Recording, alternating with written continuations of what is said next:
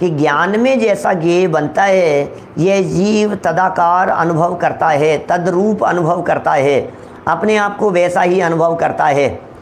वो ज्ञान का बनने वाला ज्ञेय इस जीव को दुखी नहीं कर रहे हैं, क्या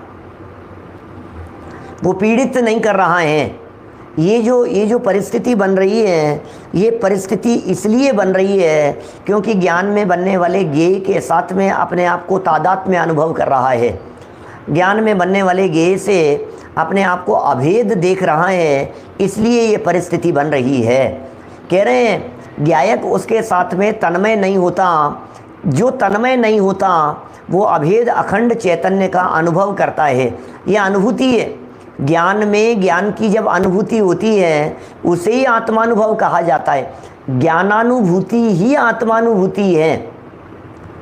आत्मानुभूति में ज्ञायक आ रहा है, अनुभूति में ज्ञायक प्रमुख हो रहा है। इसलिए बिल्कुल ज्ञान में जो ज्ञेय मिश्रित ज्ञान का अनुभव करते हुए जो सुख दुख का वेदन कर रहे हैं, कहाँ है? यहाँ शेर तो है ही नहीं यहाँ पर, जिस शेर को देख देख करके रो रहे हैं। हमें अनुभूति के लिए, आत्मानुभूति के लिए उस ज्ञान को पकड़ना है और ज्ञान को ज्ञेय मिश्रित पने से भिन्न पकड़ना है। जब ज्ञान को ज्ञेय से भिन्न देखा जाता है, ज्ञान को ज्ञेय से निरपेक्ष देखा जाता है, ज्ञेय के झलकन के काल में भी ज्ञेय से निरपेक्ष देखा जाता है, तो हमें ज्ञानानुभूति होती है। दर्पण को दर्पण में झलकने वाले पदार्थों से जब निरपेक्ष देखा जाता है, तब आप यथार्थ रूप से दर्पण का निर्णय कर पाते हैं कि यह दर्पण कैसा है। उसकी डिजाइन, उसका कलर, उसकी शेप, उसकी बॉर्डर, ये सब दर्पण को जब आप देखते हैं, तो जब आप उसे ज्ञेय से निरपेक्ष देखते हैं, झलकन से निरपेक्ष देखते हैं, तो आपको दर्पण का निर्णय होता है। झलकन मिटेगी नहीं, झलकन को मिटाना नहीं है। दर्पण में झलकने वाले जो पदार्थ हैं, उन पदार्थों को हटाना नहीं है। वे पदार्थ झलकते रहेंगे, लेकिन झलकते हुए के काल में भी झलकन नहीं दिखे, ऐसा स्वरूप है। झलकते हुए के काल में भी झलकन से निरपेक्ष दिखे, ऐसा स्वरूप है। ये होना चाहिए, ये करना है, इसमें पुरुषार्थ लगाना है कि ज्ञायक नाम भी उसे ज्ञेय को जानने पर दिया जाता है। ठीक है। और क्योंकि ज्ञेय का प्रतिबिंब जब झलकता है, जब ज्ञेय का प्रतिबिंब झलकता है, तब ज्ञान में वैसा ही अनुभव होता है। हाँ सही है साहब, जैसा ज्ञान में झलक रहा था हम वैसा ही अनुभव कर रहे थे। सोच सोच करके भी, अरे ज्ञान में बना विषय बना करके भी उसका वैसा अनुभव करने लगता है व्यक्ति। तथापि उस अनुभूति के काल में भी, ज्ञान में ज्ञेय का अनुभव होने के काल में भी उसे ज्ञेयकृत अशुद्धता नहीं होती। ये इम्पोर्टेंट पॉइंट है। ज्ञेयकृत अशुद्धता नहीं होती, ये बड़ा ज़बरदस्त, ये पावरफुल चीज़ है। ज्ञेयकृत अशुद्धता नहीं होती। क्या दर्पण में सामने वाले पदार्थ कृत अशुद्धता नहीं आती, ठीक इसी तरह से ज्ञायक में ज्ञेयकृत अशुद्धता नहीं आती। उस अशुद्धता का प्रवेश नहीं होता, वो ज्ञायक तो सदाकाल शुद्ध ही रहता है। ये बात यहाँ कहना चाह रहे हैं।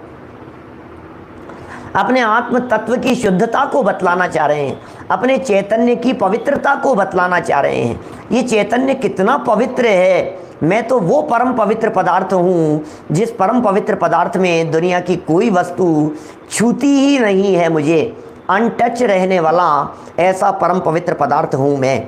इसलिए कहा यहाँ, अरे तुम भले ही अनुभव कर रहे हो, क्या तुम भले ही इन बातों का अनुभव कर रहे हो, तथापि क्या कह रहे हैं, क्या उसे ज्ञेयकृत अशुद्धता नहीं है। ये क्योंकि, कारण तो बतलाओ क्यों नहीं है। क्योंकि जैसा ज्ञेय ज्ञान में प्रतिभासित हुआ, जैसा जिस तरह से ज्ञेय माने पदार्थ ज्ञान में प्रतिभासित हुआ, पर ज्ञेय ज्ञान में प्रतिभासित हुआ, वैसा ज्ञायक का ही अनुभव करने पर अब तुम ज्ञेय का अनुभव मत करो। अभी तक तुमने ज्ञेय का अनुभव किया था तो अशुद्धता दिखाई दे रही थी, और जैसा तुमने ज्ञेय का अनुभव किया था उसी तरह से उसे ज्ञेय न देख करके ज्ञायक का अनुभव करो, तो फिर ज्ञायक तो ज्ञायक ही है। बोलो, वो जो दर्पण है उस दर्पण में कुछ भी क्यों नहीं झलक रहा हो, कुछ भी क्यों नहीं झलक रहा हो, किसी भी पदार्थ के झलकने के काल में भी वो दर्पण अपना दर्पणत्वपना नहीं खोता। इसी तरह से ज्ञान में कुछ भी झलकने के बावजूद भी ज्ञान अपना ज्ञानपना नहीं खोता, या ज्ञायक अपने ज्ञायकत्व स्वभाव को नहीं खोता, वो तो सदा काल ज्ञायक ही रहता है। अरे निगोद में चला गया तो भी ज्ञायक ही था, एकेंद्रीय विकलेंद्रीय आदि पर्यायों में रहा तो भी ज्ञायक ही था। अरे वहाँ भी झलकाने का ही काम करता था और यहाँ भी यही काम करता है।